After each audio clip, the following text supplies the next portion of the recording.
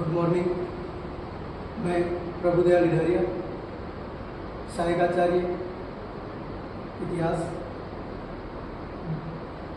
गांधी विद्या मंदिर से IAC deemed university.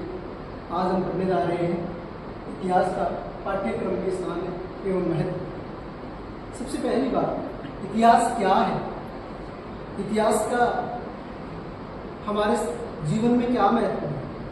हम इतिहास को है वो आगे क्यों लेके आ रहे हैं? क्यों है वो बच्चे पढ़ रहे हैं? क्यों ये पाठ्यक्रम में है वो अपना अस्तित्व बना करके रख पा रहा है? इसको हम प्राचीन काल से वो लेकर के चलते हैं। इतिहास का पाठ्यक्रम में है वो किस प्रकार से वो स्थान बना, कैसे क्या इसका महत्व रहा, उसके बारे में हम अध्ययन करते हैं।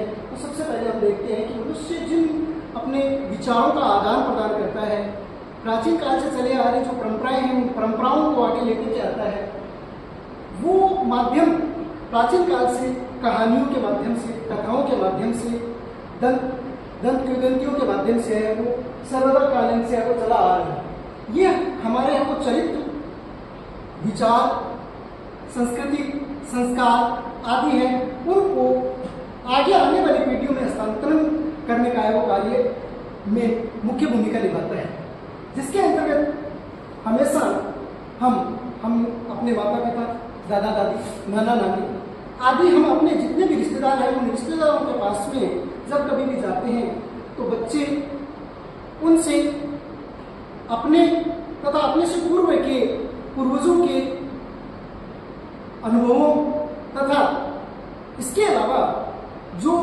रोचक ज्ञानवर्धक बातें हैं उनको कथाओं के माध्यम से सुनाते रहते हैं। यही रूप धीरे धीरे है वो भारत के अंतर्गत इतिहास का शिक्षण प्राचीन काल से किसी न किसी रूप में वो देखने को मिलता है, जो हम शुरुआत में जैसे दादा नानी आदि है उनकी कहानियों के माध्यम से देखते हैं। फिर धीरे धीरे ये रूप है वो संस्कृत के आचार्य हैं उनके द्वारा कादम्बरी, हस्तलिपि, राजतंत्र आदि के रूप में है वो ये हमारे भारत के शिक्षा के विषय उनके अंतर्गत समाहित किए गए। वैदिककालीन समय से ही वो इतिहास का अध्ययन है वो किया जाता रहा है, जिसको हम पंचतंत्र की कहानियों के रूप में, हितोपदेश की कहानियों के रूप में, इसके अलावा दशकुमार चरित आदि नाटक है उनके रूप में है वो इतिहास को हम पढ़ते आ रहे हैं। आगे हम बात करते हैं इतिहास है उसका हमारे पाठ्यक्रम में, या कहें कि पाठ्यक्रम में इतिहास शिक्षण की क्या आवश्यकता है या क्या जरूरत पड़ी कि इसको वो हम वो अपने पाठ्यक्रम के अंतर्गत है इसको समाहित करें। उसके अंतर्गत पहला बिंदु आता है परंपराओं, रीति रिवाजों और मान्यताओं के परिचय। जो समाज और समाज के अंतर्गत बच्चे हैं उन बच्चों को शिक्षा देने का एक ऐसा माध्यम है, उस माध्यम से हम प्राचीन कालीन जो परंपराएं, रीति रिवाज है, उन रीति रिवाजों से हम उनको परिचय करवा सकते हैं कि पूर्व में इस प्रकार से वो कुछ हमारे वो रीति रिवाज चलते थे, कुछ हमारी ऐसी परंपराएं चलती थी, कुछ हमारे ऐसे संस्कार होते थे जिनमें से अच्छे गुणात्मक रीति रिवाज है उनको बच्चे ग्रहण करें और ग्रहण करके आगे आने वाली पीढ़ियों के लिए हस्तांतरण करते रहे। दूसरे नंबर पे आते हैं सामाजिक, राजनीतिक, आर्थिक और धार्मिक प्रगति के ज्ञान है।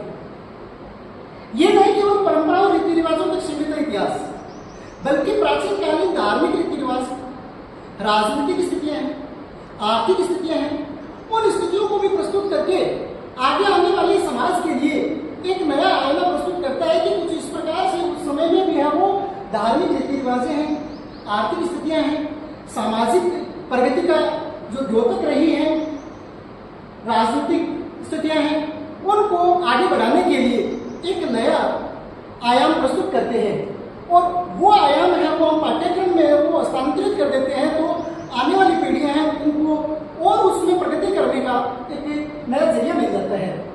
तीसरे नंबर पे आता है संस्कृति की ज्ञान एवं हस्तांतरण। संस्कृति हमारी एक ऐसी धरोहर है जिसके माध्यम से हम न केवल पूर्व ज्ञान को और न केवल आगे आने वाली पीढ़ियों को, बल्कि वर्तमान स्थितियां हैं उस वर्तमान स्थितियों को भी हम और ज्यादा सुदृढ़ बना सकते हैं और हम हमारी संस्कृति को इतिहास के उन पूर्वकालीन सभ्यताओं के गुण आदि हैं या उनके जो संस्कृतियां हैं उन संस्कृतियों को सीख करके हम या उनकी व्याख्या करके और शिक्षण के द्वारा है वो उनके शिक्षण के द्वारा है वो हमारी संस्कृति है उसके ज्ञान को वो संरक्षित कर सकते हैं और आगे बढ़ा सकते हैं। नंबर 4 पे आता है अतीत के प्रति अनुराग उत्पन्न करने हेतु। अनुराग अतीत है, इतिहास नाम ही अतीत का है और अतीत में जो बीत गया वो सारा इतिहास होता है। अनुराग मतलब स्नेह प्रेम, हमारा पूर्वकालीन स्थितियां हैं उन स्थितियों से हमारा अनुराग प्रेम या उनसे लगाव है वो बना रहे। इसलिए हमें हमारे पाठ्यक्रम के अंतर्गत है वो इस इतिहास की सेवा को समाहित करना या लागू रखना बहुत आवश्यक है। यदि हम इसको सिर्फ इतिहास मान करके ये छोड़ देंगे तो हमारी पीढ़ी या हमारा आज का जो समाज है, जो मॉडर्नाइजेशन या कहीं आधुनिकीकरण के दौर में जो आगे है वो बढ़ता जा रहा है, तो पूर्व परंपराओं का वो भूल जाएगा और भूलने की स्थिति के अंतर्गत है वो प्रगति तो जरूर कर लेगा, लेकिन संस्कार जो पूर्व स्थितियां हैं, अपने पूर्वज हैं, उनके बारे में नगण्य स्थितियां रहेगी और उन नगण्य स्थितियों से बचने के लिए है ये बिंदु भी हमारे पाठ्यक्रम के लिए आवश्यक है। नंबर 5 अभिव्यक्ति निर्माण। अभिव्यक्ति इतिहास के शिक्षण के अंतर्गत देखते हैं, शिक्षण के उद्देश्यों में अभिव्यक्ति का महत्वपूर्ण स्थान है। अभिव्यक्ति का निर्माण किसी वस्तु विचार के प्रति होता है। किसी वस्तु या विचार को हम है वो सकारात्मक, नकारात्मक अथवा तटस्थ स्थिति के अंतर्गत देखते हैं। अभिव्यक्ति मनुष्य की वो स्थितियां होती है जिसके अंतर्गत हम किसी के प्रति पॉजिटिव, नेगेटिव और एक तरफ तटस्थ स्थिति के अंतर्गत हम देखते हैं और ये स्थितियां हैं वो हम पूर्वकालीन स्थितियां और वर्तमानकालीन स्थितियां हैं उनको कंपैरिजन करके या उनकी तुलना करके है वो हम हमारे आने वाली पीढ़ियां या बच्चों को है वो सिखाने के लिए उनका है वो उन अभिव्यक्तियों को पाठ्यक्रम में समाहित करेंगे तो हम और अच्छे से वो हमारे समाज को या हमारे आने वाली भावी पीढ़ियां हैं उनको बहुत अच्छे से वो कुछ सिखा सकते हैं। नेक्स्ट है राष्ट्रीय दृष्टिकोण से। आज राष्ट्रीय एकता बहुत बड़ा मुद्दा है, बहुत बड़ा बिंदु है, क्योंकि समाज एक छोटा बिंदु है। जिस प्रकार से हम देखते हैं कि वैश्विक स्तर के अंतर्गत है वो एक नेता या एक व्यक्ति है वो ये कल्पना करता है कि वो मैं वो बहुत बड़ा विस्तृत क्षेत्र का वो शासक हूँ या विस्तृत क्षेत्र मेरे पास भूखंड है या हमें वो बहुत बड़े क्षेत्र के अंतर्गत वो अपनी स्थितियां तो बनी हुई है, लेकिन जब वही वैश्विक स्तर के ऊपर जाकर के वो अपने आप को देखता है तो वहां पर एक बिंदु के रूप में भी वो नजर नहीं आता है। तो उस स्थिति के अंतर्गत राष्ट्रीय शक्ति है वो बहुत ज्यादा जरूरी है। जिस प्रकार से हम है वो पूर्व राजाओं की स्थितियों का वो अगर हम देखें तो वहां पर एकल स्थिति के अंतर्गत है वो रहते थे, तो इसके कारण से वो भारत की है वो जो विभाजन की स्थितियां रही या भारत का जो दूसरी जो शक्तियां हैं उनके अधीन होना रहा, तो उनसे बचने के लिए वो हम हमारे पाठ्यक्रम के अंतर्गत वो राष्ट्रीय दृष्टिकोण को यानी कि राष्ट्रीय एकता है उस मुद्दे को बड़े मजबूती तरीके से वो समाहित करके हम आने वाले युवाओं को एक राष्ट्रीय एकता का एक नया आयाम प्रस्तुत करते हैं। प्रांतीय क्षेत्रवाद के कारण से वो अलगाव और अतीतवाद के वो राष्ट्र के वो अनेक समस्याएं पैदा करते हैं, जैसा कि मैंने पहले बताया कि वो एकल या विभाजनीकरण के अंतर्गत है वो वही बातें हैं, इसलिए वो हमारे राष्ट्रीय एकता का मुद्दा है वो बड़ा महत्वपूर्ण रहता है जिसको हमें पाठ्यक्रम में समाहित करना चाहिए। अगला बिंदु आता है अंतरराष्ट्रीय सद्भावना। भारतीय संस्कृति, भारतीय परंपराएं हमेशा से यही रही है वसुधैव कुटुंबकम, वसुधा धरती पृथ्वी पूरा ब्रह्मांड है वो एक है, ये मान करके हमेशा है वो हमारी भावनाएं रही है। भारत के अंतर्गत राष्ट्र तक या एक स्थितियां तो वो नहीं रहते। भारत के वो सांस्कृतिक स्थितियां वो सभ्यता के अंतर्गत भी हम देखते हैं वसुधैव कुटुंबकम की वो भावना रही है और उसी भावना के अंतर्गत हम वो देखते हैं कि जो पाश्चात्य देश हैं वो एक तरफ सिर्फ और सिर्फ पृथ्वी से वो सब कुछ दोहन करना चाहते हैं और अर्निंग करके वो अपने आप को आगे प्रगति के रूप में वो आगे पाना चाहते हैं। वहीं भारत में वो देख करके लेना पहले वो प्राथमिकता रहता है। तो उसी रूप में है वो अंतर्राष्ट्रीय सद्भावना, और उस अंतर्राष्ट्रीय सद्भावना के अंतर्गत वो देखते हैं कि वो भारत है ना केवल है वो विश्व से लेता है, बल्कि वो वहीं से उन्हीं देशों को या उस विश्व के स्तर है उनके अंतर्गत वो देने की भी क्षमता रखता है। अगला बिंदु देखते हैं व्यावहारिकता के अभिज्ञान है।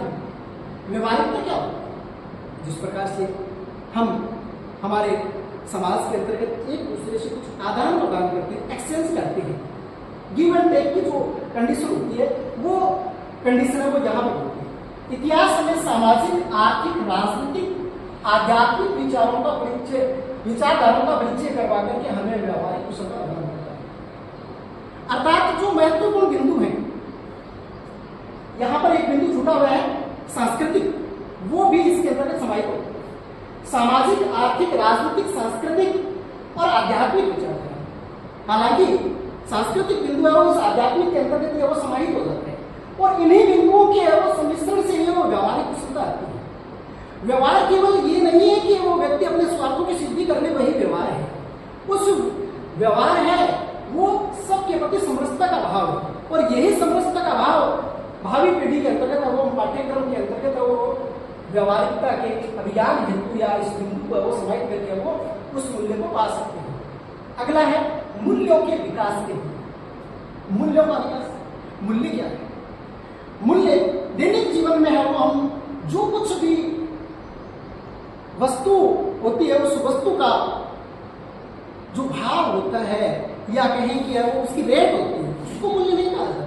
ये यहाँ पर दैनिक जीवन से उस वस्तुओं से रिलेटेड नहीं है। यहाँ क्या है? बालक समाज का एक वह अंग है जो बालक का है वो सामाजिकरण करता है, और उस सामाजिकरण करने का है वो समाज का उत्तरदायित्व रहता है, और इस उत्तरदायित्व की पूर्ति के लिए समाज विद्यालयों को सौंपता है तथा विद्यालय इस कार्य को विभिन्न विषयों के शिक्षण द्वारा तो संपादित करता है। जिस प्रकार से वस्तुओं का जो मूल्य होता है उस वस्तुओं के मूल्य के अंतर्गत है वो स्थितियां पाई जाती है, वह वस्तुओं का मूल्य है वो उसके अंतर्गत है वो स्थितियां पाई जाती है, उन स्थितियों के अंतर्गत नहीं रहती, बल्कि समाज वास्तविक जो मूल्य है वो गेन करता है छात्र को शिक्षक को समर्पित करके, या कहें कि शिक्षक के साथ उस विद्यालय को या उससे विद्यालय को उस ग्रोह को सौंपता है कि जिसके अंतर्गत उन मूल्यों को समावेशित करके और उससे वो एक उच्च श्रेणी का नागरिक।